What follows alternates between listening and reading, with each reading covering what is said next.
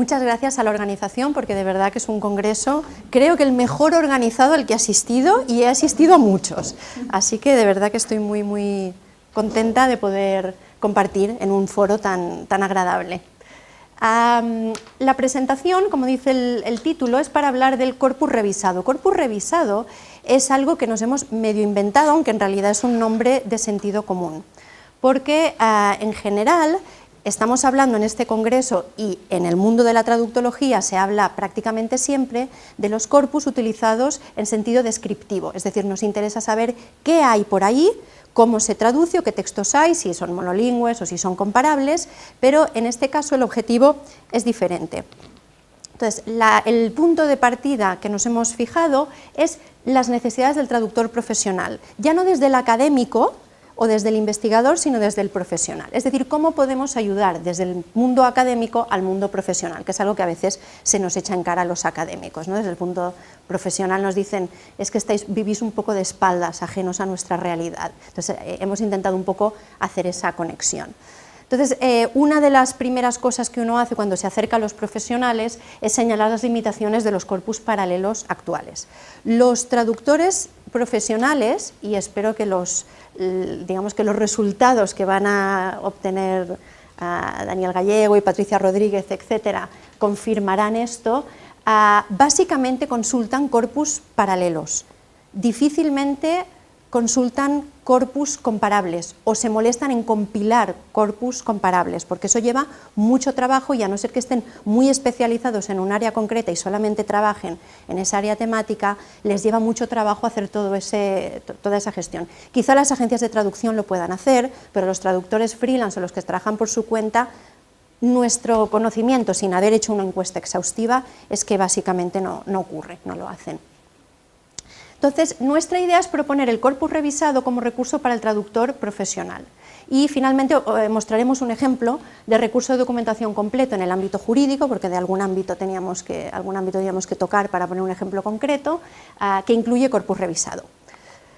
Los corpus paralelos gratuitos existentes, que son a los que creemos que puede acceder un traductor profesional, hay bastantes. Esto, por cierto, está sacado, tengo que citar la fuente, de la página web de Chelo Vargas Sierra, compañera de Daniel Gallego en la Universidad de Alicante, que tiene muchos recursos muy interesantes, y entre ellos tiene toda una serie de lugares donde se pueden encontrar corpus paralelos inglés-español. Entonces, estos son los que hemos utilizado para hacer la búsqueda, para ver qué pasaba si, por ejemplo, yo, como traductor profesional, recibo un contrato, en concreto una licencia de uso, que aquí voy a hacer un pequeño paréntesis. Me alegra mucho acabar de ver en el póster que ha presentado nuestro compañero, que las licencias de uso aquí aparecen de los 61 traductores inglés-español, porque todo lo que hemos hecho es en inglés-español, sale en el 17 que hay 24 traductores que los traducen a menudo, 7 muy a menudo, 9 a veces. Es decir, el porcentaje de traductores profesionales que traducen licencias de uso es bastante elevado. Entonces, el género que elegimos porque en alguno teníamos que trabajar, fue las licencias de uso, que de hecho es algo que, como todos nos descargamos alegremente programitas y firmamos las licencias de uso, se está traduciendo muchísimo a causa de todo este boom de la tecnología. Entonces, cualquiera de estas licencias de uso, pero también muchos otros contratos, pueden contener una de estas cláusulas, que probablemente va a caer en manos de un traductor profesional no especializado en jurídica. Esto es muy importante, porque un traductor especializado en jurídica ve esto y ve la palabra tort, el término tort, que es sobre el que he hecho la búsqueda, y quizá no necesite consultar nada, porque su experiencia ya le dice lo que es. Pero ¿qué pasa con todos los otros traductores freelance que normalmente se enfrentan a esto sin ser expertos en jurídica? Y ahí es cuando consultan corpus, además de bases de datos terminológicas. Pero bueno, este congreso es sobre corpus, con lo cual hablo de corpus. Entonces, ¿qué pasa? Si, por ejemplo, buscamos en Webitext, aquí nos dice que ha encontrado 65 equivalentes. Entonces, nos ponemos contentos y decimos, qué bien, ha encontrado 65. Además, yo he puesto que quiero solamente la categoría de jurídico, que incluye todos los textos de la Comisión de Cooperación Ambiental, toda la base de datos de Eurolex, la europea de leyes, todos los textos de la web de digamos que derecho internacional privado y todo lo que tiene que ver también con los tratados de comercio de Estados Unidos. Es decir, es un corpus jurídico bastante relevante. ¿Qué pasa? Cuando busco los 65 maravillosos resultados, ¿qué me encuentro? Para empezar, que está mal alineado, porque resulta que tort, en cuanto aparece, este inglés no se corresponde a este, que es al que se debería corresponder, se corresponde a este. Entonces, ¿qué me dice? Para tort, que aparece 2 veces, me da delictual por aquí, o materia delictual, y por otro lado, acto ilícito. ¿Vale? Esta sería mi conclusión consultando este corpus. Si busco en el lingüí, que es otro que puede parecer muy burdo, pero en realidad los traductores a los que hemos consultado, todo el mundo busca, aunque sea la primera, tipo Wikipedia, ¿no? Bueno, voy a ver qué pone, luego no haré mucho caso, pero busco. Todos acabamos buscando tarde o temprano, a ver qué dice el lingüí, luego ya busco otra cosa. El lingüí habla de agravio o delito, acto ilícito civil, lo mismo que aparecía en el otro, delito, derecho delictual, es decir, confirmaría un poco la búsqueda del anterior, que era mucho más especializado en este caso. Después busco en el Termacor, elijo inglés, español, bla, bla, bla, y me dice que no he encontrado ninguno. No aparece la palabra tort. Después busco en el WebTC, no voy a extenderme en todos estos corpus, si alguien quiere mirar cómo están compilados, porque también es interesante, como son todos los que están en la página web de Txelo Vargas Sierra, para que por cierto recomiendo que visitéis, no la conozco personalmente, pero espero que no le moleste, que haya usado sus ejemplos, porque vale la pena ver lo que hay, está bastante bien. Busco en el WebTC y me encuentro de nuevo que no han encontrado nada. 0 resultados. Couldn't find tort, te pone aquí, que ya no te pone 0, te dice couldn't find. Después busco en uno que yo no conocía, creo que es bastante nuevo, Glosbe Diccionario Online Multilingüe, que es uno que han sacado hace poco, 2 informáticos además, que lo que tiene, además de las combinaciones de diccionarios, es que te da definiciones, buscando en otros diccionarios que existen en la red, pero además corpus. Entonces, ¿qué encuentro para tort? Encuentro, por un lado, delito. Por otro lado, responsabilidad extracontractual, esto ya me gusta, porque realmente este es el resultado correcto para nuestro texto, y luego torta. Estas cosas que son lo que decíais antes de ruido, ¿no? Este sería el ruido, claramente. Entonces, justo debajo, si bajamos un poco en la misma página, lo pone en contexto, y lo que va haciendo aquí es elegir corpus, que aquí sí que está bien alineado, y aquí va poniendo, si haces clic, quién es el autor de ese corpus que han consultado. Entonces, por ejemplo, en este de la Unión Europea, han encontrado aquí para tort hecho dañoso, y en este han encontrado responsabilidad civil o extracontractual, que está sacado también de un organismo de Naciones Unidas y que realmente es el correcto, es el que vamos a utilizar, ¿vale? Entonces, en principio, con esto podríamos encontrar que el traductor ha encontrado resultados. Luego tendremos que ver cómo los analiza y cómo sabe cuál va bien y cuál no va bien, porque hemos encontrado 5 equivalentes diferentes y el contexto nos puede hacer pensar que es responsabilidad extracontractual, pero también perfectamente hecho delictivo, que salía antes, o hecho dañoso, porque en nuestro contexto, os recuerdo, que era la cláusula... Cada parte será responsable solo, bueno, las típicas estas que hacen todas las renuncias, en cualquier tipo de contrato, tort o no sé cuánto. Entonces ahí, todas las que hemos visto funcionarían, excepto la de torta, obviamente, pero todas las demás podrían funcionar, ¿no? Quizá lo de acto delictivo aquí ya iría fuera, ¿no? Pero todo lo demás sí que funcionaría. Entonces, ¿qué me encuentro? Otro.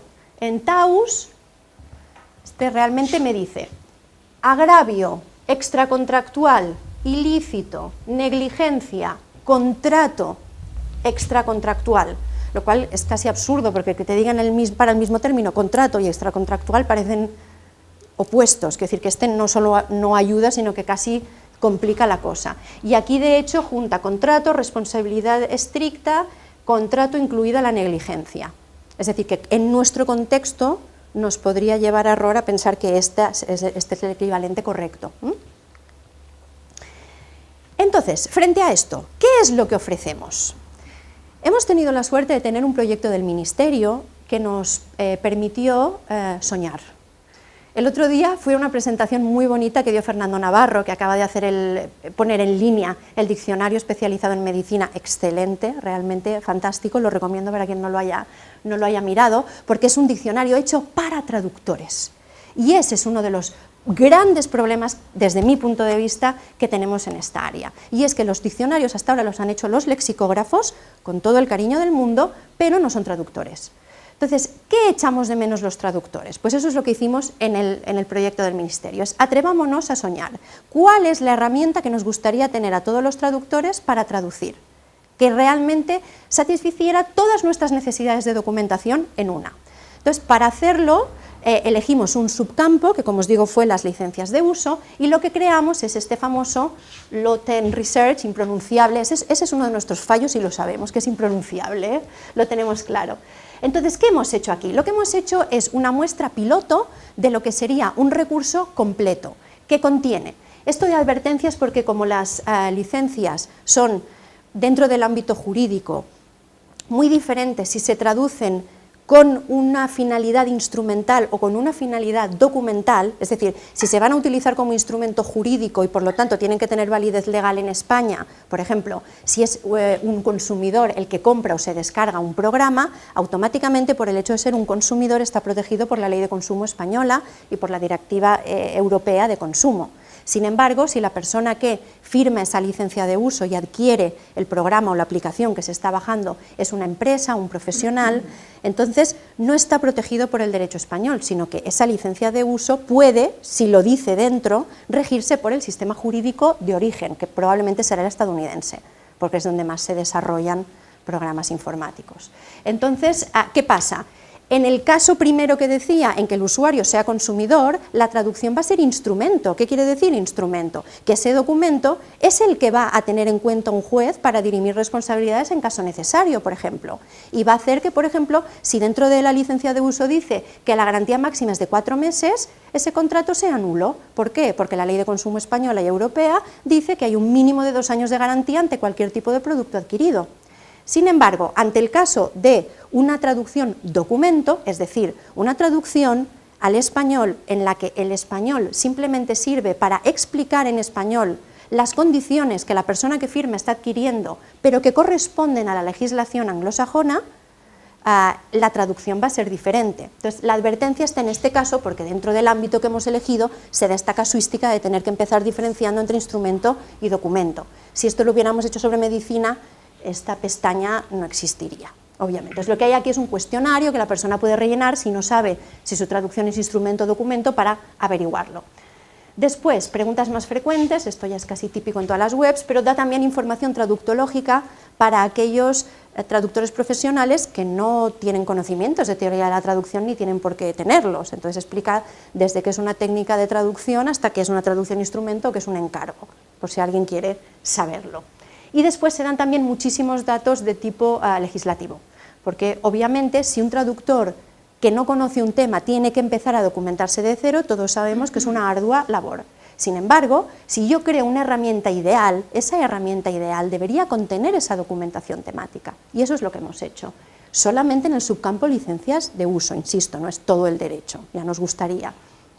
Entonces, entre preguntas más frecuentes y normativa está toda la legislación que se puede aplicar a las licencias de uso en inglés, en español, la europea, porque obviamente también tiene interés, y todas las cosas relacionadas con la traducción, es decir, las interferencias tanto lingüísticas como jurídicas en este subcampo de licencias de uso entre inglés y español.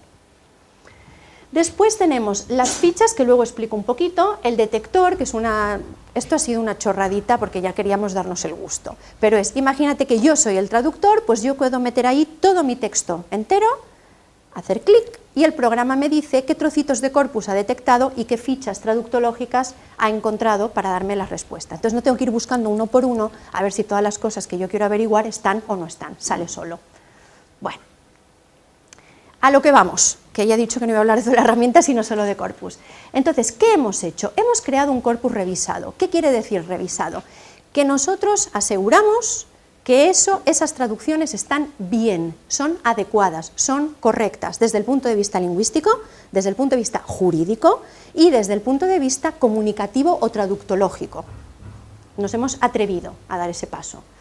Entonces, ¿qué quiere decir corpus revisado? Es un corpus paralelo que solamente contiene traducciones adecuadas, desde estos tres puntos de vista. Por lo tanto, ha sido revisado por traductores en cuanto a la lengua, naturalidad y corrección, en cuanto a los criterios comunicativos y por expertos en el ámbito de especialidad, en este caso jurídico, para asegurarse que el contenido jurídico es correcto. ¿Qué implica? Aseguramos la fidelidad del texto meta. Después se ofrecen distintas soluciones para distintas soluciones comunicativas. Es decir, el hecho de tener en cuenta si ese instrumento es documento significa que yo no voy a dar la misma solución a la traducción del mismo fragmento en muchos casos. Hay otros en que sí, hay algunos párrafos que van a ser igual si la traducción es documento o instrumento, pero otros no. Y después aseguramos que el texto meta sea idiomático. Este es un tema que nos tenía un poco obsesionados, porque la traducción en general va cada vez más adoleciendo de falta de naturalidad o idiomaticidad, y especialmente la jurídica. A veces parece que como lo jurídico es complicado, está bien decir cosas que no son correctas en español o que no son lo más natural. Entonces, bueno, hemos roto una lanza en favor de este tema. Entonces, ejemplo en traducción jurídica. Si tomamos el concepto de traducción documento, que es el que explicaba, que está tomado de Christiane Nord, para este párrafo, que era el que teníamos que traducir, que os había puesto al principio como ejemplo, esta sería la traducción.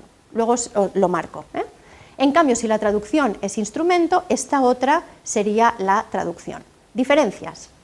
Para esta parte en inglés, de la cláusula Guarantee or Condition Strict Liability, en una traducción documento, diríamos garantía o condición para guarantee or condition. ¿Por qué? Porque estamos hablando de algo que corresponde a la legislación y al sistema jurídico anglosajón. Y para strict liability pondríamos responsabilidad estricta, con estricta entre comillas para marcar que no estamos utilizando estricta en el sentido habitual del término, sino que se tiene que entender que es una traducción léxica. ¿En qué contexto? En el de la legislación anglosajona, obviamente. En cambio, si la traducción es instrumento, para guarantee or condition diremos garantía por parte del fabricante o vendedor y o distribuidor o incumplimiento de una condición. ¿Por qué? Porque todo esto de aquí viene causado por la Ley de Consumo Española. Es algo que hay que poner porque es lo que corresponde. Y para strict liability, entonces será, además de sus puestos, de responsabilidad objetiva. Porque esta es la figura jurídica española que ya existe, no vamos a inventar algo que no existe, si se tiene que cumplir esto en España, claro. Un ejemplo de corrección en la lengua meta, una cosa típica de todos los contratos que encontramos en los corpus que he estado enseñando antes, es que cada vez que en inglés utilizan las mayúsculas para destacar, en español se dejan las mayúsculas también, pero en español no es idiomático utilizar las mayúsculas para destacar, las mayúsculas utilizamos con otro propósito. Entonces, ¿qué utilizamos en español? La negrita. Entonces, en nuestro corpus revisado, en vez de mayúsculas para destacar, se utiliza negrita. Otro ejemplo, including, se suele encontrar en general en los corpus paralelos que hemos consultado, bastante mal traducido por incluyendo. Incluyendo es incorrecto, no es incorrecto, pero ¿cuál es la frecuencia de aparición habitual de incluyendo en español? Muchísimo menor que incluye. Esto es 1000 veces más natural. En cambio, en la inmensa mayoría de contratos traducidos que encontramos es incluyendo. Y lo mismo con todo lo demás. That are provided es una pasiva que se suele dejar como pasiva, por desgracia, muchas veces, y en castellano, en cambio, queda mucho mejor en activa, mucho más natural. Constitutes the entire agreement, en vez de constituye el contrato entero, que es lo que se suele entender, o la totalidad del contrato es lo que solemos encontrar, recoge la totalidad de lo acordado, que es una fórmula sencillamente idiomática, no estamos cambiando en absoluto el sentido, la fidelidad está ahí, pero es algo que funciona en español de manera natural, porque si no acaba apareciendo que es que la jurídica, como es rara, todo vale, y encontramos contratos que son incomprensibles. Notwithstanding foregoing sería sin perjuicio de lo anterior. Este if listed sería en su caso, en vez de si están listados, que encontramos mucho en los contratos, que es horroroso. Shall not be superseded, prevalecerán sobre. Es decir, bueno, supongo que se me entiende. Entonces, ¿cómo aparece el corpus revisado en nuestra herramienta, en la de LO10? Pues aparece cuando se busca tort, en inglés, aparecen los fragmentos, aquí había más, pero bueno, he puesto 4, en los que aparece automáticamente marcado, pero aparece toda la cláusula o párrafo en el que aparece. y su equivalente en español. La particularidad que tiene, además de estar revisado, es que indica en notas si es traducción instrumento, documento o indistinto. Por ejemplo, en este caso, la traducción sería la misma tanto si es instrumento como documento. Y para tort, aquí hablaríamos de responsabilidad o deber contractual, extracontractual o de otro tipo, porque como es comprensivo, no habría una diferencia entre ninguna de las dos opciones. En cambio, en este tipo de cláusula, si es una traducción documento, se traduciría diferente que instrumento. Si os fijáis, esta cláusula es la misma, es decir, puede parecer que es un corpus defectuoso porque las cosas aparecen dos veces, pero cuando aparecen dos veces es porque, según el tipo de situación comunicativa, la traducción es diferente. Gracias. Esto ya no es corpus, pero lo enseño porque no podía quedarme con las ganas de enseñarlo. Es que lo otro que hemos hecho es que yo puedo buscar tort en las fichas. Entonces, esto es una ficha que hemos llamado traductológica, para diferenciarla de la terminológica. Y aquí lo que hacemos es la definición, obviamente en inglés, las opciones que damos en español y lo que añadimos extraordinario que no suele haber en las fichas terminológicas es dos cosas. Una, la técnica de traducción que se ha utilizado, en este caso es un equivalente funcional, no tengo aquí tiempo de ponerme a hablar de técnicas de traducción, pero en jurídica muchas veces pasa que nos dicen que High Court es el Tribunal Supremo y si no nos dicen que es una traducción léxica, yo me creo que de verdad funciona como el Tribunal Supremo Español, que es la última instancia a la que se puede recurrir, y en cambio en el ámbito anglosajón no es así, me están engañando, porque no me han dicho que es una traducción léxica. Entonces, en este caso, avisamos de qué es. Si se hace clic aquí encima, dan la definición de qué es cada técnica y qué tipo. Y entonces, sobre todo esto, comentarios para la traducción. Dice, el tort es una de las fuentes principales de la responsabilidad civil en el common law y constituye toda una rama del derecho, tort law, con una tradición judicial sin parangón en los sistemas civilistas. No obstante, se puede establecer la correspondencia funcional con el concepto de responsabilidad civil extracontractual o aquiliana, recogido en el artículo 1902 del Código Civil, o con el acto ilícito civil extracontractual del que se deriva dicha responsabilidad. Estos términos resultarían lo suficientemente comprensibles y precisos desde el punto de vista jurídico en una traducción instrumento o documento. Los hiperónimos daño, agravio o perjuicio carecerían de la misma precisión en una traducción instrumento, mientras que la inclusión del préstamo en cursiva y entre paréntesis después del término se podría justificar en una traducción documento en la que conviniera identificar con total precisión tort en la remisión a una cláusula del sistema origen. En el caso de identificarse el acto ilícito que genera la responsabilidad extracontractual, cabe adaptar la traducción según el contexto. Por ejemplo, tort of deceit, o que sería el fraud, el equivalente, puede traducirse por daño causado por engaño o fraude. Entonces, claro, con este comentario, una persona que no esté especializada en jurídica, pero sea un buen traductor, tiene suficiente y de sobras para poder traducirlo. Y si quiere consultar el corpus, hace clic aquí y le lleva directamente al corpus. Si no, clica en el corpus. Bien, entonces, conclusiones. Por un lado, la actual profusión de textos paralelos, en nuestra opinión, no es positiva, sino más bien negativa. ¿Por qué?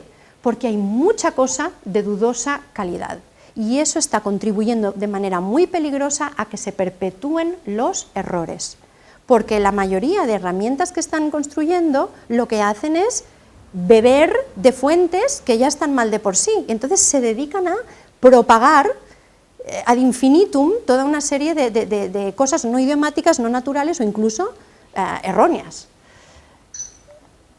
Entonces, solamente tendremos recursos fiables si los elaboramos. Es decir, yo creo que tenemos que dejar de ser el gremio protestón de es que no hay nada bien, es que no existe, es que no, y pasarnos, bueno, pues como comentaba nuestro compañero Daniel Gallego, ¿no? Pues hay que hacerlo, pues nos ponemos, ¿no? Es aquello de que hay que arremangarse, ¿no? Y ponerse manos a la obra. Entonces, para terminar con un pequeño guiño a la situación actual social en España, sí se puede. Es decir, creo que realmente vale la pena hacer el esfuerzo. Muchas gracias.